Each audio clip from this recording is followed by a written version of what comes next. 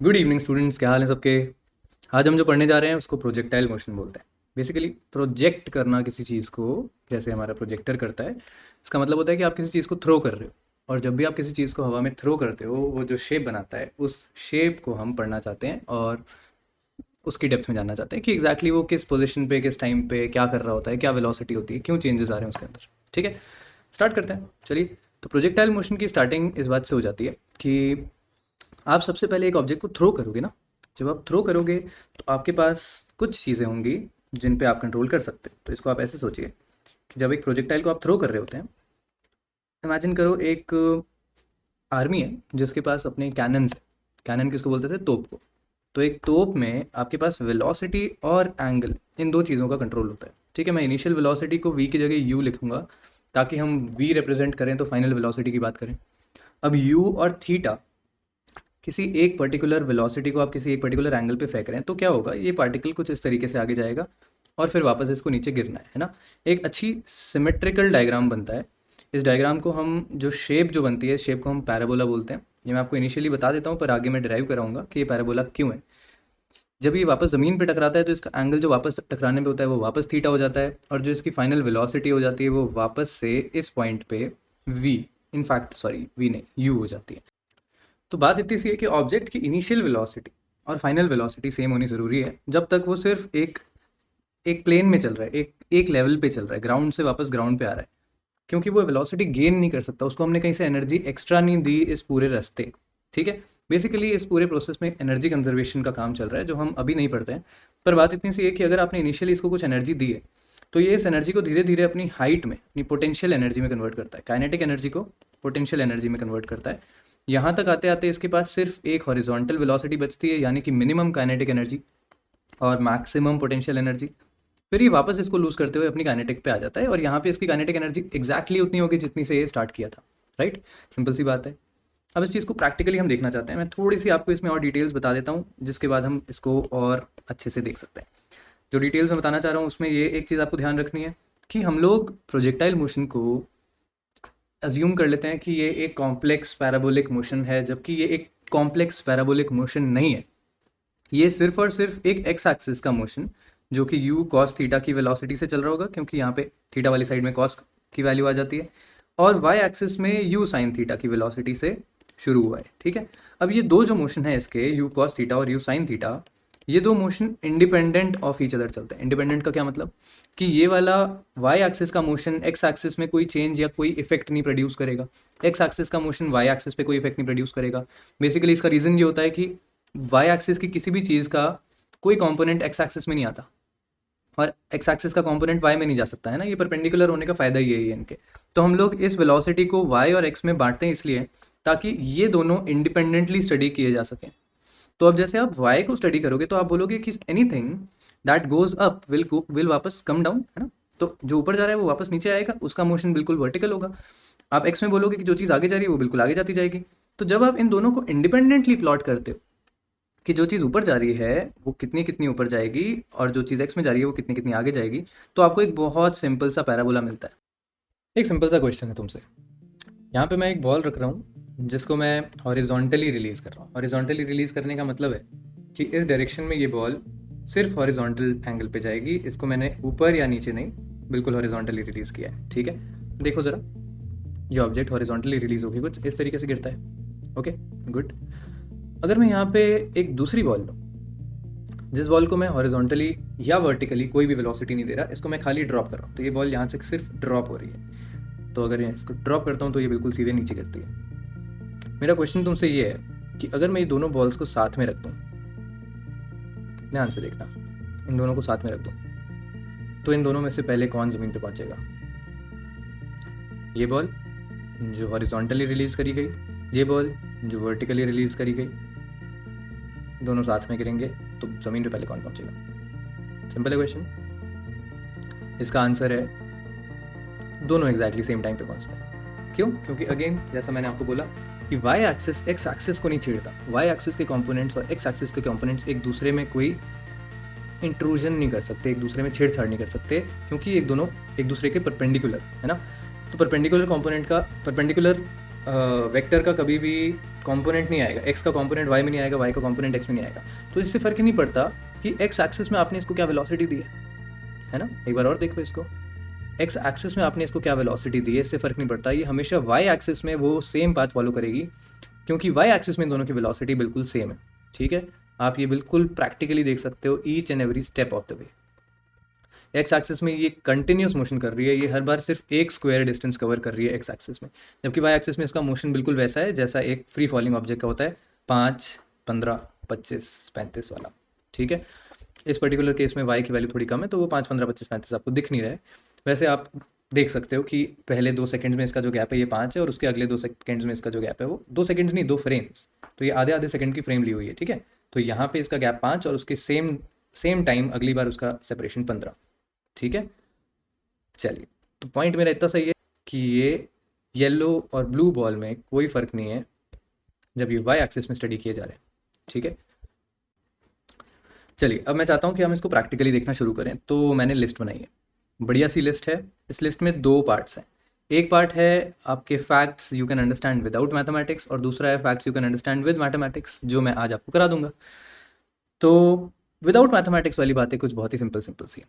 मैं क्या करूँगा, मैं आपको पहले एक प्रोजेक्टाइल मोशन दिखा देता हूँ, फिर हम इन बातों पे आना शुरू करते हैं। ठीक है, तो let me just find some space, यहाँ से इसको खाली कर लेते हैं। अब देखो यहाँ पे, तो प्रोजेक्टाइल मोशन में हमारे पास इस पर्टिकुलर सिचुएशन में क्या क्या है। मैंने यहाँ पे 2-3 चीज़ें रखी हुई हैं, मैं इसकी ऊपर इन्फॉर्मेशन लिख देता हूँ। हमने इसकी इनिशियल वेलोसिटी रखी है 50 मीटर पर सेकेंड, और इस वेलोसिटी को मैंने 2 पार्ट्स में बिल्कुल परफेक्टली तोड़ा है। कैसे, ये जो थीटा इसका 37 डिग्री आ रहा है, अप्रॉक्सीमेटली 37 होता है। ठीक है, हम लोग इस पूरे केस में ग्रेविटी को -10 मीटर पर सेकेंड ले रहे हैं, मीटर पर सेकेंड स्क्वायर। जो थीटा 37 डिग्री आता है वो कब आता है, वो 3, 4, 5 वाले ट्रायंगल में आता है। तो बेसिकली मैंने इस 50 को 37 डिग्री पे अगर रखा है, तो आप बड़े आराम से बता सकते हो कि इसकी एक्स एक्सिस में जो वेलोसिटी होगी वो थोड़ी ज़्यादा होगी और वाई एक्सिस में थोड़ी कम होगी। तो 3, 4, 5 में से 30 इधर, 40 इधर, क्योंकि 50 इधर है। ठीक है, तो 30 जे कैप में इसकी वेलोसिटी है और 40 आई कैप में इसकी वेलोसिटी है। ये 2 चीज़ें तुमको मैंने ऑलरेडी बता दी। अब इसको सॉल्व करना बहुत आसान है। आप मेरे को इतना सा बता सकते हो कि अगर कोई चीज़ 30 मीटर पर सेकेंड से ऊपर जा रही है, तो उसको वापस नीचे आने में, या इनफैक्ट और इजी कर लो, उसको बिल्कुल अपने टॉप पे पहुंचने में कितनी देर लगेगी। तो इसकी कैलकुलेशन तो बहुत ईजी है। आप बोलोगे कि अगर कोई चीज़ 30 से शुरू हुई है ऊपर की तरफ, तो 1 सेकेंड बाद जब t = 1 होगा, तब इसकी वेलोसिटी हो जाएगी 20 मीटर पर सेकेंड, क्योंकि ग्रेविटी क्या करती है, ग्रेविटी 10 मीटर पर सेकेंड कम करती है वेलोसिटी हर सेकेंड में। ये तो काम है उसका, 10 मीटर पर सेकेंड का चेंज पर सेकेंड में प्रोड्यूस करना, राइट। तो यहाँ पे ग्रेविटी इसकी वेलोसिटी को कम कर देगी, तो 1 सेकेंड बाद इसकी वेलोसिटी हो जाएगी 20, दूसरे सेकंड बाद इसकी वेलोसिटी हो जाएगी 10, तीसरे सेकंड पे इसकी वेलोसिटी हो जानी चाहिए 0, चौथे सेकंड में क्या होगा, चौथे सेकंड में इसकी वेलोसिटी 0 से वापस नीचे की तरफ आते हुए -10 हो जाएगी, पाँचवें सेकंड में इसकी वेलोसिटी -20 हो जाएगी, और छठे सेकंड में, मेरी राइटिंग अच्छी नहीं आ रही पर पॉइंट समझना, छठे सेकंड में इसकी वेलोसिटी एग्जैक्टली -30 हो जानी चाहिए। तो 6 सेकंड्स में ये ऑब्जेक्ट ऊपर जाके वापस नीचे आ जाना चाहिए, राइट। ओके, अगर ये 6 सेकंड चलता है और 6 सेकंड तक ये हॉरिजॉन्टली 40 मीटर पर सेकंड की स्पीड से चल रहा था, जहां हम जानते हैं कि कोई एक्सेलेरेशन होता नहीं है। हॉरिजॉन्टली एक ऑब्जेक्ट को कोई एक्सेलेरेशन नहीं मिल रहा, वर्टिकली तो ग्रेविटी मिल रही है। तो अगर कोई ऑब्जेक्ट 40 मीटर पर सेकंड से 6 सेकंड के लिए चले, तो वो कितनी दूर पहुंचेगा जब वो वापस ज़मीन पर टकरा रहा होगा, वो एग्जैक्टली 40 × 6 240 मीटर पर सेकंड, सॉरी 240 मीटर्स के डिस्टेंस पे पहुंच जाना चाहिए, राइट। इतनी सी बात है, इतना सही प्रोजेक्टाइल मोशन है। आपके सारे के सारे केसेस इस तरीके से सॉल्व होंगे एक्स और वाई एक्सेस से, और मेरे को ये तरीका बेस्ट लगता है। इसका रीज़न मैं बताता हूँ कि तरीका कब बेस्ट हो जाता है। ठीक है, पहले इस इक्वेशन को और पहले इस मोशन को अच्छे से देख लो। तो बेसिकली मैं यहाँ से इस ऑब्जेक्ट को फायर कर रहा हूँ, एंड एट एनी टाइम आप इस ऑब्जेक्ट के वेक्टर्स देख सकते हो। ठीक है, ये जो वेक्टर्स हैं, ये एक्स एक्सिस का और ये वाई एक्सिस का वेक्टर, एक्स एक्सिस में वेलोसिटी का और वाई एक्सिस में वेलोसिटी का वेक्टर है। तो आप देखो कि एक्स एक्सिस का वेलोसिटी वेक्टर जो है वो चेंज नहीं होने वाला। ठीक है, मैं इसमें काम करता हूँ, टाइम पीछे करके दिखाता हूँ। तो आप ध्यान से देखो कि क्या ये एक्स एक्सिस की वेलोसिटी का वेक्टर चेंज हो रहा है, नहीं, एक्स एक्सिस में वेलोसिटी वेक्टर चेंज नहीं होगा, क्योंकि एक्स एक्सिस में ना कोई एक्सेलरेशन है ना कोई डिसेलरेशन है, तो फिर ऑब्जेक्ट की वेलोसिटी कांस्टेंट रहेगी।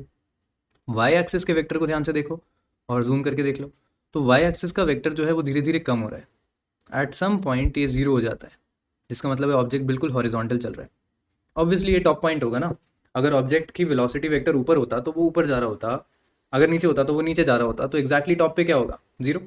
तो एग्जैक्टली टॉप पे इसकी वी वाई की वैल्यू जीरो हो जाती है और फिर ये यहाँ से नीचे आना शुरू करता है, इनिशियली पॉजिटिव, धीरे धीरे करके जीरो और फिर नेगेटिव, राइट। तो अब हम आ जाते हैं उन फैक्ट्स पे, जो फैक्ट्स आपको बिना बिना मैथमेटिक्स के समझ आ जाएंगे, ठीक है। जैसे पहला फैक्ट है range is maximum at 45 degree angle. Let me enlighten you. Range maximum करनी है ना, इसको थोड़ा सा दूर करके देखना पड़ेगा। हम यहाँ पे जूम आउट कर लेते हैं और इसके टाइम को मैं आगे बढ़ाऊंगा तो हमको यहाँ आगे तक का टाइम, अब ठीक है। अब हमको बेसिकली इस ऑब्जेक्ट का पाथ नज़र आ रहा है, ठीक है। अब हम क्या कर सकते हैं, अगर मैं यहाँ पे इसकी रेंज, बेसिकली मैं एंगल की बात कर रहा हूँ ना, तो एंगल चेंज करना शुरू करूँ, तो आप पहले खुद इमेजिन करो कि ये 0 डिग्री एंगल पे कितनी रेंज होगी। तो अगर मैं बिल्कुल 0 डिग्री पे एंगल पे छोड़ता हूँ तो इसका मतलब क्या है कि मैं ज़मीन के बिल्कुल पैरेलल छोड़ रहा हूँ, है ना। अब अगर बिल्कुल ज़मीन से आप शुरू कर रहे हो और बिल्कुल पैरेलल आप किसी ऑब्जेक्ट को रिलीज़ कर रहे हो, तो वो ड्रैग होता हुआ जाएगा। तो हम लोग उसको फ्लाइट नहीं बोलेंगे, हम लोग उसको प्रोजेक्टाइल नहीं बोलेंगे, हम लोग कहेंगे कि इसकी रेंज बिल्कुल जीरो है। आप धीरे धीरे एंगल बढ़ाओगे तो ये थोड़ा सा ऊपर जाएगा ज़मीन से और थोड़ी थोड़ी इसकी रेंज बढ़ेगी। तो अब आप देख सकते हो नीचे कि जैसे ये रेंज बढ़ती जा रही है अभी, जैसे जैसे मैं एंगल बढ़ाता जा रहा हूँ, ठीक है। एंगल भी आपको नज़र आ रहा है। अब ये एक पॉइंट के बाद जब एंगल में और बढ़ाता हूँ तो क्या होता है, अब ये पीछे आना शुरू हो जाता है, ठीक है। इसको आप थोड़ा स्पीड में देखो, तो आप एंगल बहुत कम भी नहीं रख सकते, एंगल बहुत ज़्यादा भी नहीं रख सकते, एक पर्टिकुलर एंगल है जिस एंगल पे ये मैक्सिमम रेंज होनी चाहिए। तो आप यहाँ पे इमेजिन कर ही सकते हो कि अगर 90 डिग्री पे भी रेंज जीरो है, क्योंकि ऑब्जेक्ट सिर्फ ऊपर गया, और 0 डिग्री पे भी रेंज जीरो है, तो देर इज़ अ चांस कि इसके बिल्कुल बीच वाले एंगल पे मैक्सिमम डिस्टेंस पे जाता हो, ठीक है।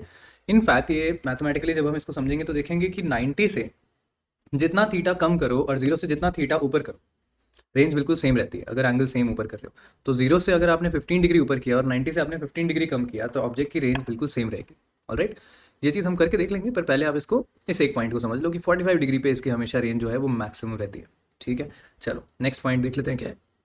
सॉरी, नेक्स्ट पॉइंट है हमारा height is maximum at 90 degree. तो ये तो ऑब्वियस सी बात है कि ऑब्जेक्ट को अगर आपको सबसे ज़्यादा ऊंचाई तक पहुंचाना है तो आप उसको सिर्फ और सिर्फ ऊपर फेंको, आप अपना सारा जोर ऊपर लगाओ तो वो मैक्सिमम हाइट तक जाएगा। उससे जब भी आप एंगल कम करोगे तो आपने बेसिकली अपनी एनर्जी का या अपनी वेलोसिटी का एक कॉम्पोनेंट एक्स एक्सिस को दे दिया। अगर आपने कुछ भी पार्ट एक्स एक्सिस को दिया है तो वाई में थोड़ा सा कम हुआ है और उस वजह से इसकी मैक्सिमम जो हाइट ये अचीव कर सकता है वो थोड़ी सी तो कम हो ही जाएगी, ठीक है। ये भी कोई खास इंपॉर्टेंट या सीरियस पॉइंट नहीं था, पर ठीक है, पता होना चाहिए। नेक्स्ट पॉइंट यहाँ पे हो जाता है कि time of flight is also maximum at 90 degree. Again अगर आप 90 डिग्री पे फेंक रहे हो तो ऑब्जेक्ट ऊपर जा रहा है और एग्जैक्टली ऊपर जाएगा तो वो सबसे ज़्यादा टाइम लगा के वापस नीचे आएगा। आपने थोड़ा सा भी एंगल अगर एक्स एक्सिस को दिया है तो आपने वेलोसिटी वाई एक्सिस की कम करी है तो उसका टाइम ऑफ लाइट भी कम हो जाएगा, ठीक है। सिंपल सी बात है। बट मज़ेदार बात यह है कि none of these are true if the projectile is launched from a height to ground, ground to height, या ऑन एन इंक्लाइन प्लेन। तो ये कुछ केसेस हैं जो हम नेक्स्ट क्लास में स्टडी कर रहे हैं। आज की क्लास में हम लोग इन केसेस को टच नहीं करेंगे, आज हम सिर्फ ग्राउंड टू ग्राउंड प्रोजेक्टाइल की बात करेंगे, ठीक है। तो हाइट फ्रॉम अ ग्राउंड का भी एक एग्जांपल आप देख लो कि अगर मैं इसी पर्टिकुलर सिचुएशन में इसकी हाइट बढ़ा दूँ, ठीक है, लेट्स से इसको मैं थोड़ा सा ऊपर से लॉन्च कर देता हूँ इस पॉइंट से, ऑलराइट। यहाँ पे ये जो वी वाई है वो टाइम की वजह से है ना। चलिए यहाँ से आप देख सकते हो अभी मैंने इस ऑब्जेक्ट को ऊपर की तरफ लॉन्च किया हुआ है, पहले मैं इसका एंगल सही कर देता हूँ। इनफैक्ट हम देखना चाहते थे ना कि 45 डिग्री पे इसकी रेंज मैक्सिमम होती है कि नहीं, तो मैं काम करता हूँ इसका एंगल पहले 45 कर देता हूँ। अब इस एंगल पे आप देखो इसकी रेंज कितनी है, तो मैं यहाँ पे टाइम को आगे बढ़ाता हूँ और इसकी रेंज जो है वो कुछ यहाँ पे इस वैल्यू तक आ रही है, ये वैल्यू आपको नज़र आ रही है, ठीक है। अब अगर मैं इस एंगल को थोड़ा सा चेंज करके देखूँ तो क्या ये रेंज इससे बढ़ेगी? आप देखो ज़रा सा एंगल बढ़ाने पे, सॉरी बढ़ाने पे नहीं, कम करने पे, ज़रा सा एंगल कम करने पे थोड़ी सी रेंज बढ़ जा रही है ना।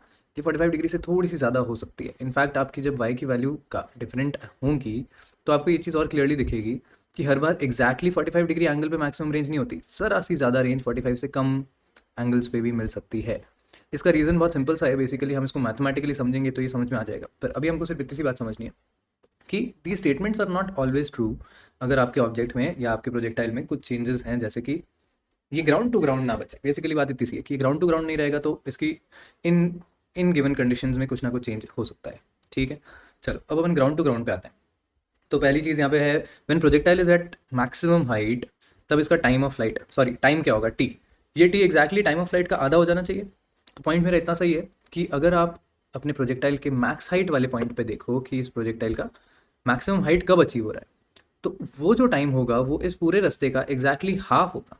अगर पूरे रास्ते को कवर करने में कुछ कैपिटल टी टाइम लग रहा है, जिसको हम कैपिटल टी को टाइम ऑफ फ्लाइट बोलते हैं, तो उससे एग्जैक्टली हाफ टाइम लगेगा इस पॉइंट पे पहुंचने में।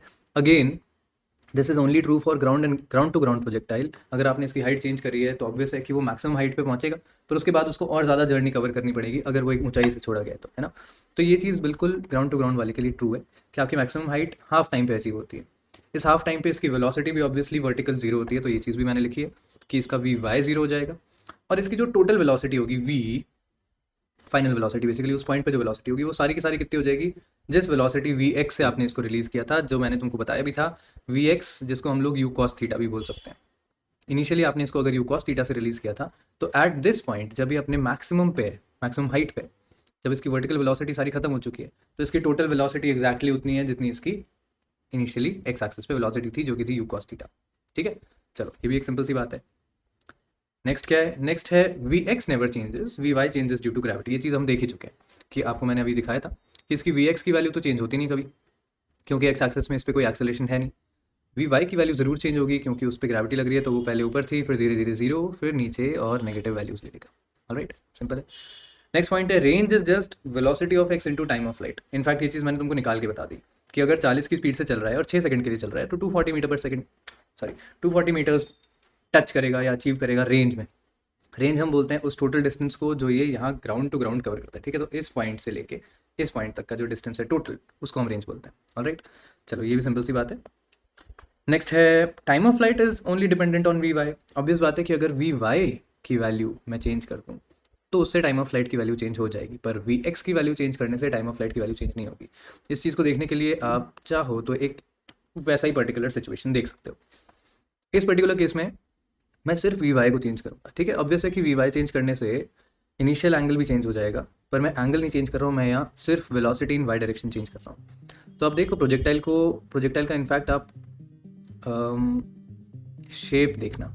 ठीक है, अगर मैं वी वाई को कम करता हूँ तो ये प्रोजेक्टाइल थोड़ा जल्दी गिरता है ज़मीन पे, जिस वजह से ये रेंज भी कम हो जाती है। अगर मैं वी वाई बढ़ाता हूँ तो ऑब्वियस है कि इसकी रेंज भी बढ़ेगी। क्यों? क्योंकि इसको ज़्यादा टाइम मिलेगा हवा में, और ज़्यादा टाइम मिलेगा तो वो उसी velocity V X into T की वजह से रेंज भी ज़्यादा ले लेगा।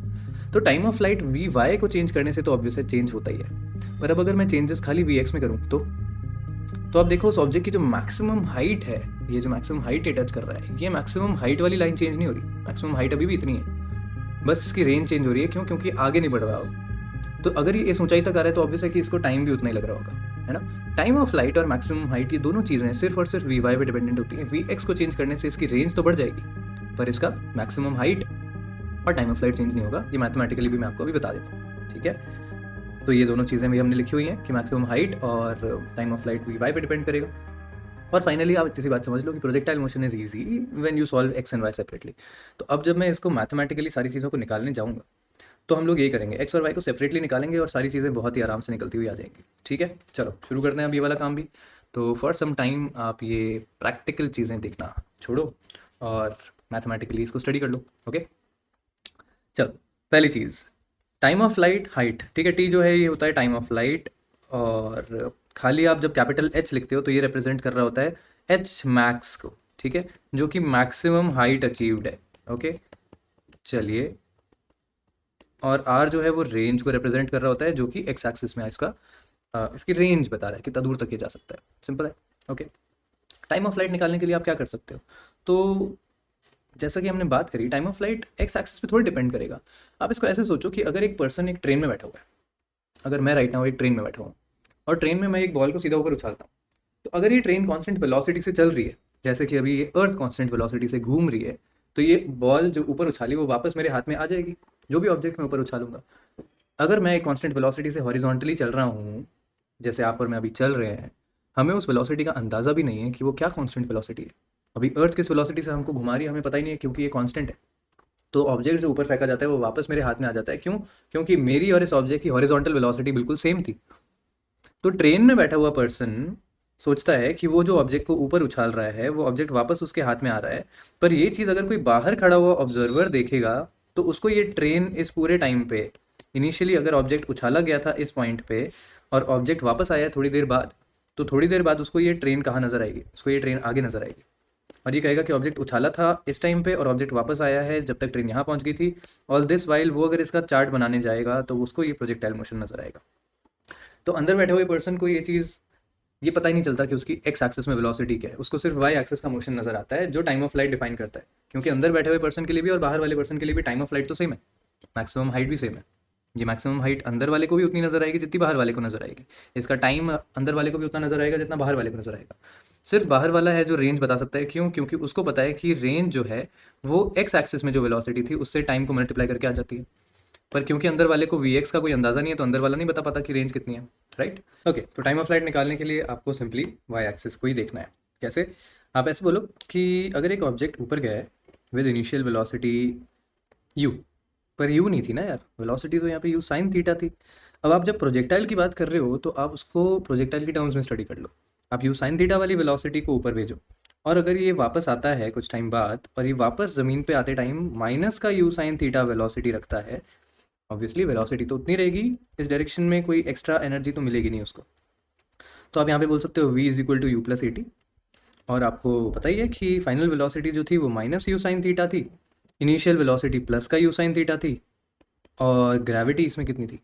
माइनस का जी इंटू टी। अब इस टी को मैं छोटा टी नहीं लिखूंगा, कैपिटल टी लिखूंगा, क्योंकि ये हमको आंसर टाइम ऑफ फ्लाइट का दे रहा है। बस आ गया आंसर। कैपिटल टी क्या हो जाएगा? इधर से यू साइन थीटा को उधर भेजो, तो माइनस का two you sine theta upon minus का जी। अब ये माइनस भी हटाई देते हैं, ये आपका आंसर बन गया।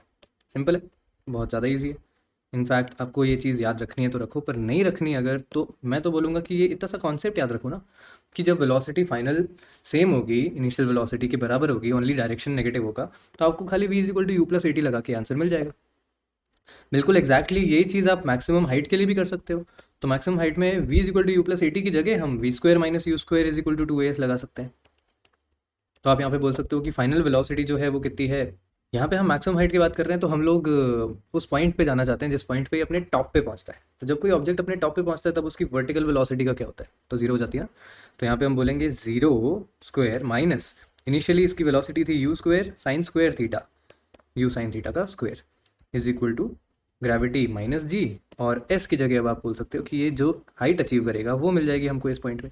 तो आप सिंपली यहाँ पे माइनस से माइनस काटो और आपका आंसर आ जाएगा h is equal to u square sine square theta by two g. ठीक है, ये मैक्सिमम हाइट का फॉर्मूला भी काफ़ी सिंपल है। अगर आप इस मैक्सिमम हाइट के फॉर्मूला को किसी और तरीके से निकालना चाहते थे तो भी निकाल सकते हो। इनफैक्ट ये टाइम ऑफ फ्लाइट का फॉर्मूला और ये मैक्सिमम हाइट का फॉर्मूला दोनों S is equal to U T plus half A T square से भी निकाला जा सकता है। कैसे? आप इस वाले केस के अंदर S is equal to you T, मैं छोटा छोटा कर देता हूँ ना यहाँ पे। तो इसमें आप एस की वैल्यू क्या लोगे? जब आप यहाँ पे ये इक्वेशन लगाओगे तो आप बोलोगे कि ऑब्जेक्ट का डिस्प्लेसमेंट जब वो फाइनली वापस अपनी पोजीशन पे आएगा तो कितना होगा? जीरो ही होगा। अगर वो इनिशियली जहाँ से चालू हुआ था ऊपर जाके वापस वहीं आ रहा है। हम वाई एक्सिस को सॉल्व कर रहे हैं। यहाँ पे इस बात को समझो कि अगर आप इस प्रोजेक्टाइल को ऐसे देखोगे तो आप कहोगे कि इसका डिस्प्लेसमेंट आर रेंज का है, पर वो डिस्प्लेसमेंट तो एक्स में है। वाई एक्सिस में कितना डिस्प्लेसमेंट है? तो वाई एक्सिस में तो ऑब्जेक्ट यहीं से चालू हुआ है, धीरे धीरे ऊपर ऊपर गया, फिर वापस नीचे आके इसी पॉइंट पे खत्म हो गया। तो वाई एक्सिस में इसका डिस्प्लेसमेंट कितना रहा? जीरो। अब जीरो डिस्प्लेसमेंट आप यहाँ डाल दोगे तो भी आपको आंसर मिल जाएगा। तो आप यहाँ पे U sine theta capital T plus half minus G capital T का स्क्वायर। तो आप देख सकते हो कि ये माइनस जी वाली टर्म को अगर मैं दूसरी साइड भेजता हूँ तो वो प्लस जी हो जाएगा। एक टी आप हटा सकते हो क्योंकि वो एक्चुअली जो सॉल्यूशन है T is equal to zero वो है। जब आप टी को काटते हो ऐसे दोनों तरफ से तो बेसिकली आप क्या कह रहे हो कि टी की वैल्यू को मैं जीरो रख देता यहाँ भी और यहाँ भी, तो जीरो के बराबर आंसर आ जाता। ये वो टाइम का वैल्यू है जब ऑब्जेक्ट इनिशियली लॉन्च कर रहे थे आप, तब भी उसका डिस्प्लेसमेंट जीरो था।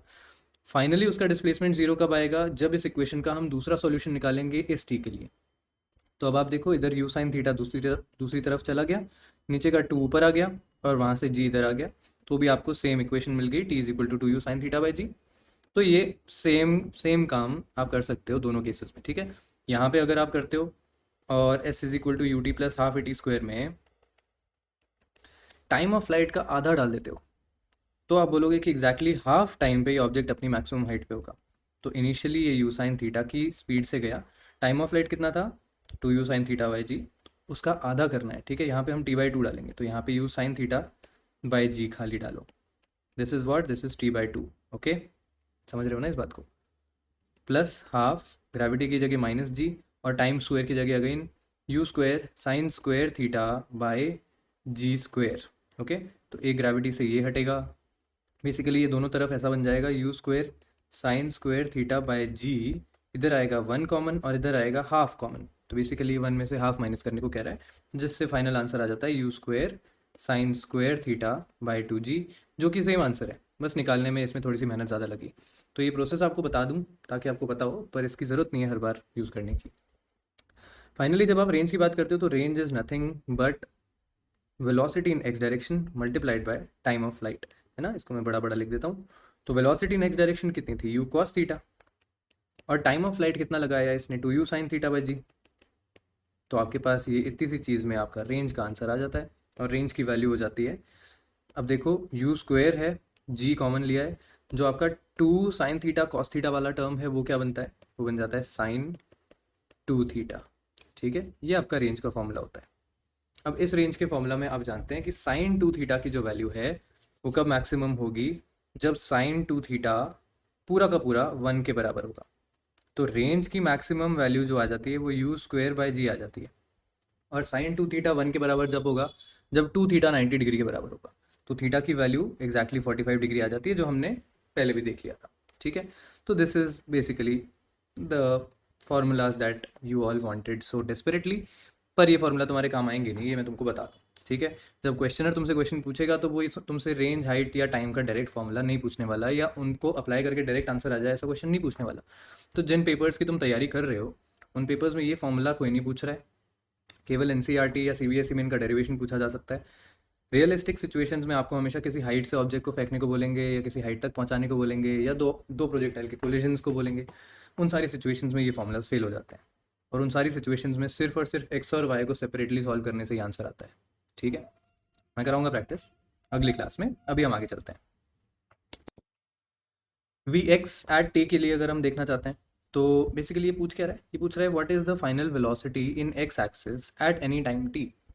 तो भाई हम तो जानते हैं ना कि एक्स एक्सिस में तो कोई एक्सेलरेशन ही नहीं है, तो अगर acceleration in x axis is always zero, तो v is equal to you plus A t लगाने से आपको पता चलता है कि v is equal to u ही रहेगा।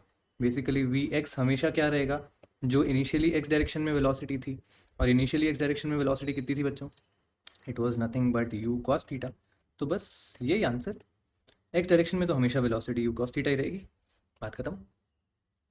पर अगर मैं वी वाई पूछता हूँ what is the velocity in Y axis, तो थोड़ा मज़ा आता है। इसमें आपको बोलना पड़ेगा कि velocity in Y axis will depend on the acceleration in Y axis. ठीक है, मैं यहाँ थोड़ा सा छोटा छोटा लिखता हूँ सो दैट आपको एक और चीज़ की जगह बन जाए, जो कि यहाँ पे एक एंगल को डिफाइन करेगा, जिसको मैं फाई बोल देता हूँ। ठीक है, चलो पहले हम लोग यहाँ पे वी वाई एट टी की बात करते हैं। तो वाई एक्सिस में इसकी वेलोसिटी का फॉर्मूला तो वही लगेगा, v is equal to you plus A T, क्योंकि मैंने आपको कहा था कि एक्स और वाई सेपरेटली सॉल्व होते हैं, तो आपको ये सिंपली वाई एक्सिस में ग्रेविटी के केस को सॉल्व करना है। तो एक्सेलरेशन कांस्टेंट माइनस जी के बराबर, फाइनल वेलोसिटी यहाँ पे वी वाई हो जाएगी, इनिशियल वेलोसिटी यू वाई हो जाएगी, एक्सेलरेशन इन वाई एक्सिस चाहिए। हम जानते हैं कि एक्सेलरेशन इन वाई एक्सिस कितना है, ग्रेविटी है माइनस के डायरेक्शन में है, क्योंकि हम नीचे के डायरेक्शन को नेगेटिव बोलेंगे, क्योंकि हमने यू साइन थीटा ऊपर की तरफ लिया है और पॉजिटिव लिया है। ठीक है, तो वी वाई आप बोल सकते हो यू साइन थीटा, जो कि initial velocity in Y axis थी, माइनस जी टी हो जाएगा, बस खत्म काम। आपकी basically velocity in Y axis time के साथ साथ माइनस में जाती जाएगी। तो इनिशियली वो पॉजिटिव थी, थोड़ी देर तक वो, जब तक जी टी इसके बराबर नहीं हो जाता तब तक वो वेलोसिटी पॉजिटिव रहेगी। एक टाइम आएगा जब ये दोनों वैल्यूज़ एक दूसरे के एग्जैक्टली इक्वल होंगे। कौन सा टाइम, जब t is equal to you sine theta upon G, basically इसको इक्वल कर दो, है ना, तो ये जी नीचे आ गया ना, तो ये t is equal to you sine theta upon g आ गया। ये क्या है, ये टाइम ऑफ फ्लाइट का एग्जैक्टली आधा है। इस टाइम पे क्या होगा, ये लेफ्ट राइट दोनों टर्म्स इक्वल होंगी, तो वी वाई की वैल्यू क्या हो जाएगी, जीरो हो जाएगी। ये वो टाइम है जो टाइम ऑफ फ्लाइट का एग्जैक्टली हाफ है, ऑब्जेक्ट अपनी मैक्सिमम हाइट पे पहुंचा हुआ है। ठीक है, उससे जस्ट पहले ऑब्जेक्ट की वेलोसिटी पॉजिटिव थी, उसके जस्ट बाद ऑब्जेक्ट की वेलोसिटी नेगेटिव होनी शुरू हो जाएगी, क्योंकि ये टाइम बढ़ता जा रहा है। उस एक पॉइंट पे वेलोसिटी जीरो है। ठीक है, सबको पता है। चलो, तो ये आपका वेलोसिटी इन वाई एक्सिस का फॉर्मूला हो गया। अब मैंने एक फाई और लिख दिया, ये फाई है एंगल, और ये एंगल भी आपको पता होना चाहिए। तो अगर आप velocity in Y axis at any time जानते हो और velocity in x axis at any time जानते हो, तो फाई एट टी भी जानते होगे, जो कि हो जाएगा एंगल ऑफ वेलोसिटी। और एंगल ऑफ वेलोसिटी सिंपली क्या होगा, tan फाई। tan फाई में आपकी वेलोसिटी का वर्टिकल कंपोनेंट और हॉरिजॉन्टल कंपोनेंट देखा जाएगा। तो ऑब्जेक्ट जो है वो इस डायरेक्शन में जा रहा है। इनिशियली वो थोड़ी ज़्यादा वेलोसिटी से लॉन्च किया गया था, वो कुछ इस तरीके से प्रोजेक्टाइल ऐसा बनाता हुआ चल रहा है। यहाँ पे इसका एंगल फाई है। तो आप बोलोगे कि इस फाई में वर्टिकल और हॉरिजॉन्टल कंपोनेंट्स को स्टडी कर लो। तो आप vertical upon horizontal V Y upon V X करोगे तो आपको उस पर्टिकुलर केस पे tan की वैल्यू मिल जाएगी, है ना। वी वाई की वैल्यू क्या है, at any time U sine theta minus G T, और वी एक्स की वैल्यू तो हमेशा से यू कॉस थीटा ही रही है। तो आपको tan फाई का एक फॉर्मूला मिल गया। आपको जब भी कोई पूछे कि एंगल क्या होगा एट दिस टाइम, आप ये फॉर्मूला याद रख सकते हो, पर वैसे बिना याद करे भी आप सिंपली सोच सकते हो कि वर्टिकल में इसकी velocity v is equal to you plus A T से ऐसे कम हो रही होगी और हॉरिजॉन्टल में ऐसे हो रही होगी। देखो मैं जानता हूँ कि कहने में बहुत आसान है कि आप फॉर्मूला याद मत करो और एक्स और वाई को अलग अलग सॉल्व करो, पर मैं ये भी जानता हूँ कि प्रोजेक्टाइल मोशन एक पर्टिकुलर ऐसा टॉपिक है जिसको पढ़ के मैंने फिजिक्स पढ़नी छोड़ दी थी अपनी 11th में। और वो इसलिए क्योंकि मेरे को आता था रेंज, हाइट और टाइम का फॉर्मूला, और मैं अपने क्वेश्चंस में ढूंढ रहा था कि इनको कहाँ अप्लाई करूँ, और मुझे एक क्वेश्चन नहीं मिला जहाँ पे वो अप्लाई हो जाए। ठीक है, तो सारे के सारे क्वेश्चंस बिना रेंज, हाइट और टाइम के फार्मूला के ही सॉल्व हो रहे थे, और मुझे आता ही नहीं था उनको सॉल्व करना, क्योंकि मैंने इस चीज़ पे फोकस किया, फार्मूला, डेरिवेशन, फार्मूला अप्लाई करोगे तो आंसर आएगा। मैं आपको क्वेश्चंस कराऊंगा जिन क्वेश्चंस में ये फार्मूलाज बिल्कुल काम नहीं आने वाले। इनफैक्ट आप कभी भी प्रीवियस ईयर के क्वेश्चंस देखोगे तो आपको दिखेगा कि ये फार्मूलाज काम नहीं आते। ठीक है, तो इसलिए मैं बोलता हूँ कि इन फार्मूलाज को याद रखने से कुछ नहीं मिलेगा, आपको प्रैक्टिकली चीज़ों को सोचना पड़ेगा। ठीक है, चलिए आगे चलते हैं। एक बार प्रैक्टिकली ही चल रहे हैं हम लोग, और हम जानना चाहते हैं कि एक्स एक्स लोकेशन, ऑब्जेक्ट की एक्स लोकेशन कितनी है किसी टी टाइम पे, ऑब्जेक्ट की वाई लोकेशन कितनी है किसी टी टाइम पे। ऑब्वियस है कि अगर आपको एक्स और वाई पता चल जाएगा तो आप बता सकते हो कि इस ऑब्जेक्ट का अगर ये ओरिजिन है, ये 0,0 से शुरू हुआ है, तो ऑब्जेक्ट का एक्स कितना है, ऑब्जेक्ट का वाई कितना है, आप ऑब्जेक्ट का फाइनल लोकेशन फाइंड कर लोगे, है ना। तो एक्स क्या है, x is just displacement in x axis. Formula हम s is equal to U T plus half A T square ही लगाएंगे, पर हम जानते हैं कि एक्स एक्सिस में खाली एक्स एक्सिस वाली टर्म्स ही आनी चाहिए। हम जानते हैं कि एक्स एक्सिस में कोई एक्सेलरेशन तो है नहीं। एक्स एक्सिस में जो वेलोसिटी है उसको हम यू कॉस थीटा बोलते थे। टाइम वो तो टी टी ही है, क्योंकि पूछा ही किसी टी टाइम पे है, तो आपको x is equal to u cos theta into t मिल जाता है, जो ये बताता है कि ऑब्जेक्ट टी टाइम पे कहाँ बैठा होगा इन एक्स एक्सिस। सिमिलरली जब आप वाई एक्सिस के लिए सॉल्व करोगे तो आप क्या बोलोगे कि Y is equal to U Y into T plus half A Y into T square, है ना। अब इनकी वैल्यूज़ देखो, यू वाई की वैल्यू क्या थी, you sine theta into T, और एक्सेलरेशन इन वाई की वैल्यू तो जी थी माइनस में, तो माइनस जी लगा दिया, और अभी भी यहाँ पे टी स्क्वेयर ही लिखना पड़ेगा। तो ये वाई की वैल्यू आ गई, और इसमें कुछ और चेंज कर नहीं सकते हमने सब कुछ पुट कर दिया, टी टी रहेगा, क्योंकि आपको पूछा ही यही है कि टी टाइम पे ये कहाँ बैठे होते हैं। तो ये आपको वाई एट टी और एक्स एट टी इन दो तरीके से या इन दो फॉर्मूलाज में लिखे हुए हैं। देखने में लग रहा है कि फार्मूलाज कोई काम नहीं आने वाले, पर एक्चुअली इन फार्मूलाज का काम ये है कि जब आप एक्स और वाई को विदाउट टी लिखने की कोशिश करते हो तो आपको एक खूबसूरत सी चीज़ पता चलती है। बताता हूँ, अगर मैं एक्स और वाई की दोनों की इक्वेशंस को देखूँ तो मैं देखता हूँ कि यहाँ भी एक टाइम है टी और यहाँ भी एक टाइम है टी। धीरे धीरे बेसिकली ये इक्वेशंस बता रही हैं कि ऑब्जेक्ट की एक्स की लोकेशन और वाई की लोकेशन टाइम के साथ साथ कैसे चेंज कर रही है। ये लेफ्ट वाली इक्वेशन बता रही है कि एक्स की लोकेशन बढ़ती चली जाती है जैसे जैसे टाइम बढ़ता चला जाता है, क्योंकि ये वाली टर्म पॉजिटिव है, तो टी भी बढ़ता जाएगा और एक्स भी बढ़ता जाएगा, तो ऑब्जेक्ट सीधा सीधा आगे आगे बढ़ता जाएगा विद कांस्टेंट वेलोसिटी, है ना।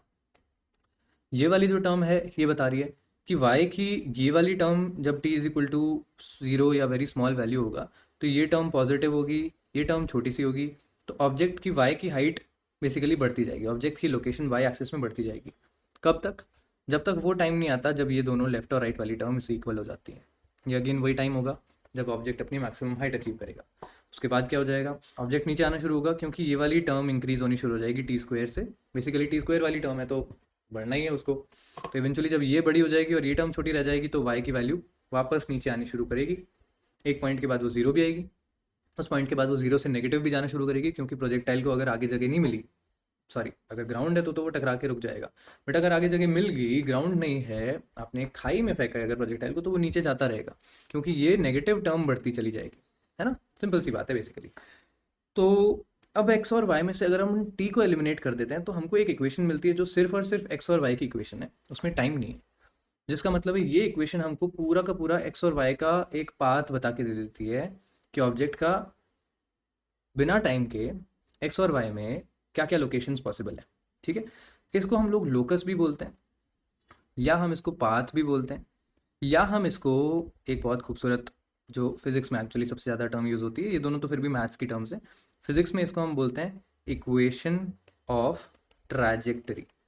ठीक है, सुनने में और दिखने में थोड़ी सी डरावनी है, पर एक्चुअली तुमको डरने की ज़रूरत है नहीं, क्योंकि ड्राइव करनी भी बहुत आसान है, 1 मिनट में हो जाएगा।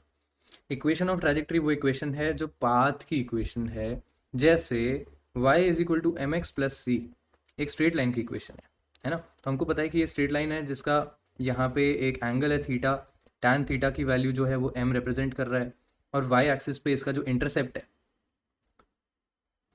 वो c रिप्रेजेंट कर रहा है ना। तो बेसिकली ये एक इक्वेशन ऑफ स्ट्रेट लाइन होगी। बिल्कुल वैसे ही एक इक्वेशन x और y में आएगी जो इसकी पाथ की इक्वेशन हो जाएगी, जो हम अभी जानना चाहते हैं कैसी है दिखने में। तो देख लेते हैं कैसी होती है। तो आप सिंपली क्या करते हो, आप यहाँ से t उठाते हो। ठीक है, देखना इस इक्वेशन से अगर मैं t निकालूं तो वो कुछ ऐसा दिखता है, t is equal to X upon U cos theta, X upon U cos theta, है ना। ओके, अब आप इस t को इस इक्वेशन में पुट कर दो। तो जब आप इस इक्वेशन में t को पुट करोगे तो क्या होगा, u साइन थीटा लिखा हुआ है पहले, y is equal to you sine theta. अब एक t आया, t की जगह क्या लिखना है, t की जगह लिखना है x upon U cos theta. तो आप यहाँ पे लिखोगे x upon U cos theta. Similarly यहाँ पे माइनस हाफ जी, टी की जगह क्या लिखना है, x upon U cos theta, और इस पूरे का होल स्क्वायर। तो अब आपके पास टाइम नहीं बचा, खाली y और x की इक्वेशन बची है। क्या क्या कट रहा है, यहाँ से u कट गया, और तो कुछ नहीं कट रहा है ना। तो यहाँ पे देखो y is equal to x tan theta minus half g, ऊपर एक्स स्क्वायर आ गया, नीचे यू स्क्वायर आ गया।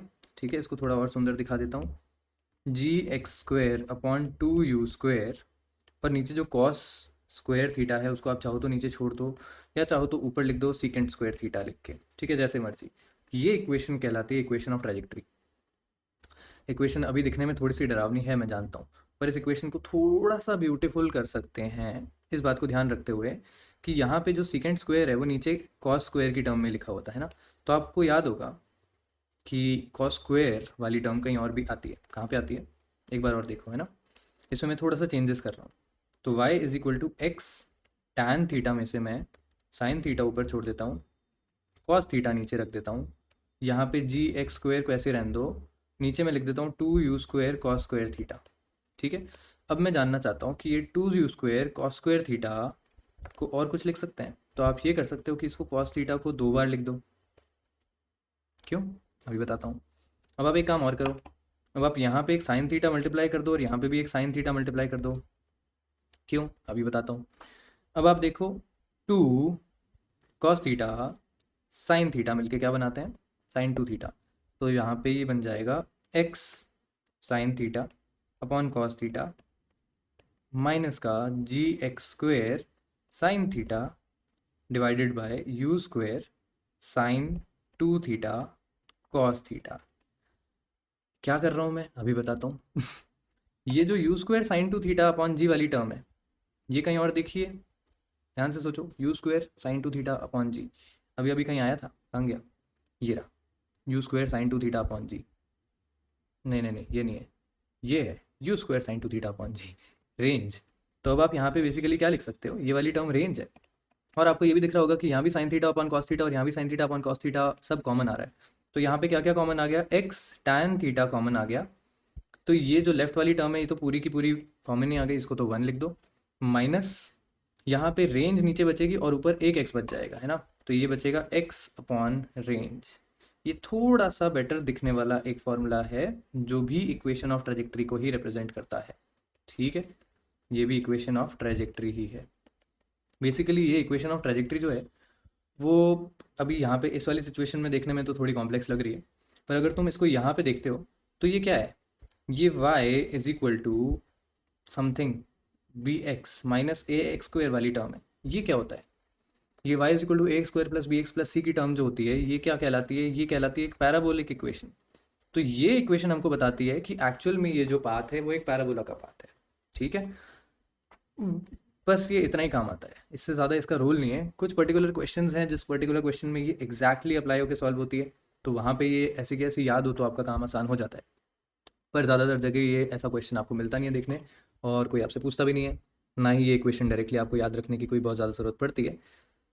पर अगेन बात वही हो जाती है कि अगर आप अपनी मेमोरी पे भरोसा कर सकते हो तो याद रख लो। अगर आप अपनी मेमोरी पे भरोसा नहीं कर सकते तो एक काम करो, ये वाले डेरिवेशंस जो मैंने किए हैं वो एक बार और खुद से कर लो, ताकि आपको पता चल जाए कि एग्जैक्टली प्रोजेक्टाइल मोशन में हो क्या रहा है, उसके ये फॉर्मूलाज एग्जैक्टली ऐसे क्यों दिख रहे हैं। वंस यू अंडरस्टैंड कि ये फॉर्मूलाज कहाँ से आ रहे हैं, आपको प्रोजेक्टाइल मोशन बहुत ईजी लगेगा। जैसे आपको सिर्फ इतनी इतनी सी बातें ही ध्यान रखनी है कि प्रोजेक्टाइल मोशन में एक्स और वाई एक्सिस में सेपरेट कर देने से चीज़ें सॉल्व हो जाती हैं। एक सिंपल सा एग्जांपल लेते हैं। तो अगर मैं यहाँ पे 100 मीटर पर सेकेंड लूँगा, क्योंकि मेरे को कैलकुलेशंस कॉम्प्लेक्स नहीं रखनी, ठीक है। 100 मीटर पर सेकेंड को मैं 53 डिग्री एंगल पे रिलीज़ करूँ, तो आपके पास इसकी रेंज, हाइट और टाइम निकालने के दो तरीके हैं। एक तरीका है कि आप फॉर्मूला अप्लाई करो। तो लेट्स से अगर मैं रेंज का फॉर्मूला अप्लाई करता हूँ तो मैं बोलता हूँ कि you square sign to theta, sign to theta, sign to theta तो ज़्यादा कॉम्प्लिकेटेड हो जाएगा, तो फिर मैं उसको 2 साइन 53 कॉस 53 करके लिख देता हूँ upon 2g, you square sign to theta upon 2g, नहीं 2g नहीं आता ना, खाली जी आता है, ठीक है। तो अब यहाँ पे देखो 100 का स्क्वायर हो गया 1000, यहाँ पे 2 इंटू साइन 53 और कॉस 53, 3/5 4/5 या 4/5 3/5 है ना, मिला के बना देंगे 12/25, और नीचे ग्रेविटी का 10 बैठा है। तो काटना शुरू करते हैं, यहाँ से 0 हटाया, 25 से अगर 100 करता तो 4 होता, 1000 कटेगा तो 40 हो जाएगा। तो 12 इंटू 2 24, 24 इंटू 4 96 है ना। तो करीब 960 मीटर्स की रेंज आ रही है, फॉर्मूला अप्लाई किया और आंसर आ गया, राइट। एक तरीका, ठीक है। मैं सिर्फ ये बोल रहा हूँ कि ये इकलौता तरीका नहीं है रेंज निकालने का, आप इसको एक्स और वाई एक्सिस में सेपरेट करके भी निकाल सकते हो। तो अगर आप थोड़ा सा जल्दी से दिमाग लगा पाओ तो आप ये देखो कि एक्स एक्सिस और वाई एक्सिस में इसको जब स्प्लिट करोगे तो इसकी वर्टिकल वेलोसिटी 80 और हॉरिजॉन्टल वेलोसिटी 60 हो जाएगी। अब अगर आप कहोगे कि ये हमको करना नहीं आता, तो आपको मैं याद दिला दूं कि ये सिर्फ 100 साइन 53 लिखा हुआ है। और अगर आपको साइन 53 भी याद नहीं रहता तो आप एक सिंपल सा ट्राइंगल बनाओ, इस ट्राइंगल को इक्वल साइड्स मत दो, ठीक है। इस ट्राइंगल में हमेशा एक साइड छोटी रखो। तो आप कहोगे कि छोटी साइड 3, बड़ी साइड 4, सबसे बड़ी साइड 5, तो बड़ा वाला एंगल 53, छोटा वाला एंगल 37। अब आप यहाँ पे साइन 53 को परपेंडिकुलर अपॉन हाइपोटेनियस लिख सकते हो, है ना। तो आपको ये ट्राइंगल बनाने में कितने सेकंड लगे, देख लो मुझे कितने सेकंड लगे।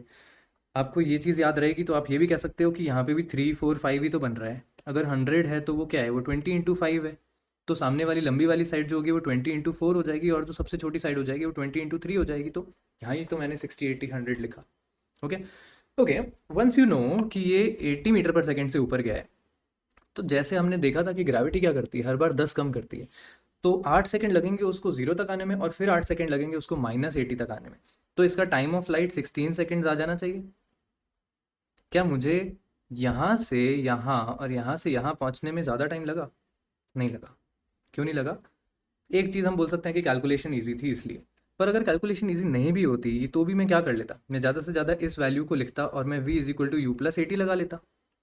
और ये कुछ गंदी सी भी वैल्यू होती तो भी मैं यही करता कि फाइनल वेलोसिटी खाली -u के बराबर होगी, और मैं यहाँ पे +u लिखूंगा और यहाँ पे g लिखूंगा, t लिखूंगा। तो मेरा आंसर 2u/g = t तब भी आ जाता। मेरे को कोई ज़्यादा देर नहीं लगती अपना दिमाग चलाने में। पॉइंट क्या है? पॉइंट ये है कि टाइम ऑफ फ्लाइट अगर आपका इतने आराम से निकल सकता है तो रेंज भी उतनी आराम से निकल जाएगी। रेंज आपका है 60 मीटर पर सेकंड से चलते हुए 16 सेकंड्स के लिए चलते रहो। तो 16 × 6 कितना होता है? 60 + 36, तो ये हो गया 960 मीटर्स। क्या यही आंसर निकाला था आपने पिछली बार? जी हाँ, सिंपल ही तो है, ज़्यादा मुश्किल नहीं है। अगर मैक्सिमम हाइट को सॉल्व करना है तो अगेन आप मैक्सिमम हाइट के लिए सॉल्व कर सकते हो यू स्क्वायर साइन स्क्वायर थीटा/2g लगा के, जिससे भी वही आंसर आएगा कि यहाँ पे आपने 100 लिखा और फिर साइन स्क्वायर थीटा लिखा जो कि है साइन 53, तो 4/5 का स्क्वायर, तो 4 × 4 अपॉन 5 × 5, और फिर एक ग्रेविटी का 2 और 10 लिखा, और फिर इसको सॉल्व कर दिया। ठीक है, क्या आंसर आ रहा है? यहाँ पे आंसर आ जाएगा 20 से इसको काटा 5, 5 से इसको काटा, तो आंसर आ गया आपका 16/5 मीटर्स। 100 का स्क्वायर नहीं किया है ना, एक 100 कम लिखा है, मल्टीप्लाइड बाय 100 भी है यहाँ पे। तभी तक हम आंसर आया। इसको भी काटा 20, तो 16 × 20 320 मीटर्स इसकी हाइट आ गई। ठीक है, सॉरी मैंने यहाँ पे थोड़ा सा मिस्टेक किया, ये स्क्वायर लिखना भूल गया था। ठीक है, इसको मैं यहाँ लिख भी देता हूँ 100 × 100। चलो, और ये चीज़ अगर आपको फॉर्मूला याद ना हो तो आप बिना फॉर्मूला के भी कर सकते हो कि हमको पता है ऑब्जेक्ट की वर्टिकल वेलोसिटी 80 मीटर पर सेकेंड है, तो V square minus U square is equal to 2as लगा लो। आप बोलो फाइनल वेलोसिटी 0 है, इनिशियल वेलोसिटी 80 थी ऊपर की तरफ, ग्रेविटी इस पर -10 लग रही है। जब फाइनल वेलोसिटी 0 होगी तो ऑब्जेक्ट अपनी मैक्सिमम हाइट पे होगा, राइट। तो आप यहाँ पे एक जीरो से एक जीरो हटा दो, माइनस से माइनस हटा दो, तो यहाँ पे 160/2, क्या गलती कर रहा हूँ मैं, 160 थोड़ी होगा, यहाँ पे 640 होगा, 640/2, आंसर 320 मीटर्स आ गया। ठीक है, चलो ज़्यादा जल्दी में हो जाती है calculation mistakes. Okay, point is कि दोनों तरीक़ों से आंसर्स आएंगे और दोनों तरीके आने चाहिए, दोनों तरीके आने चाहिए। ठीक है, फॉर्मूलाज भी यूज़ करने आने चाहिए, क्योंकि कुछ क्वेश्चंस आपको फॉर्मूला में फंसा देते हैं, कुछ क्वेश्चंस में आपस में फॉर्मूलाज में लिंक करके ही आंसर आता है, तो पर ज़्यादातर फॉर्मूलाज यूज़ नहीं करते। जैसे इस सेम सिचुएशन में इस सेम ऑब्जेक्ट को 100 मीटर पर सेकेंड से ही मैं रिलीज़ करता, 53 डिग्री एंगल से ही मैं रिलीज़ करता, पर मैं इसको एक हाइट से रिलीज़ करता। लेट्स से ये हाइट कितनी हो जाएगी, 180 मीटर।